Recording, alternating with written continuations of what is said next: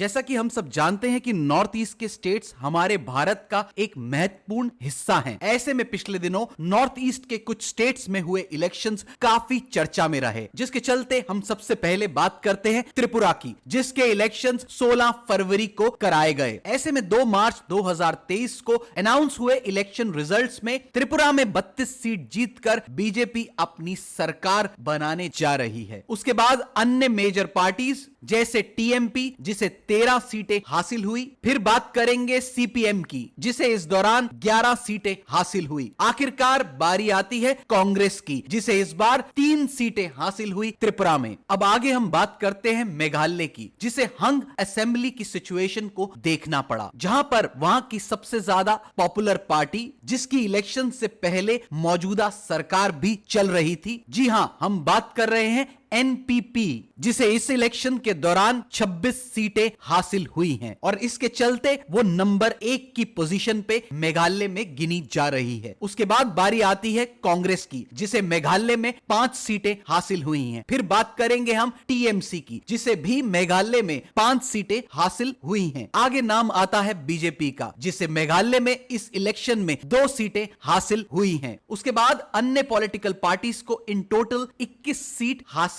हुई हैं। ऐसे में मेघालय में बीजेपी ने एनपीपी को अपनी कुछ सीटों से सपोर्ट देने की बात की है ताकि एनपीपी को सरकार बनाने में कुछ मदद मिल सके। अब आगे हम बात करते हैं नागालैंड की, जहां पर एनडीपीपी ने 25 सीट हासिल कर अपना 1 नंबर पे स्थान बना लिया है। उसके बाद आती है बारी बीजेपी, जिसने 12 सीट हासिल की है नागालैंड के इलेक्शंस में। और साथ ही जैसा कि आप जानते हैं एनडीपीपी और बीजेपी एक अलायंस बनाकर नागालैंड के चुनावों में उतरी थी, जिसके चलते एनडीपीपी और बीजेपी मिलकर नागालैंड में सरकार बनाने जा रहे हैं। आगे हम बात करते हैं एनपीएफ की, जिसे इस बार 2 सीटें हासिल हुई हैं। फिर बारी आती है कांग्रेस की, जिसे नागालैंड में कोई जीत हासिल नहीं हुई, जिससे चलते उसका आंकड़ा 0 पर है। इसके बाद अन्य राजनीतिक पार्टियों ने टोटल 21 सीट हासिल की है। तो ऐसे में अगर आकलन किया जाए तो बीजेपी एक बार फिर से अपनी छाप नॉर्थ ईस्ट में छोड़ने में कामयाब हुई है। पर अगर बात की जाए मेघालय की, जिसमें सबसे ज्यादा वहां पर वोट लेने वाली एनपीपी कुछ संख्या से सरकार बनाने से पीछे रह गई है, जिसके चलते उसे अन्य राजनीतिक पार्टियों से